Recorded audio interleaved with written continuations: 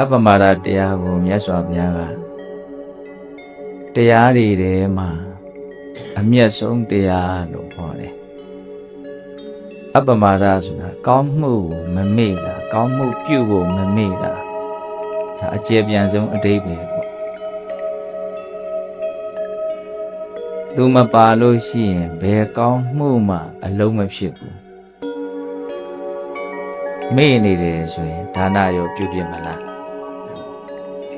ကိုကိုကောင်းအောင်နေဖို့အပြစ်ကင်းအောင်နေဖို့ဆိုတဲ့သီလကိုရော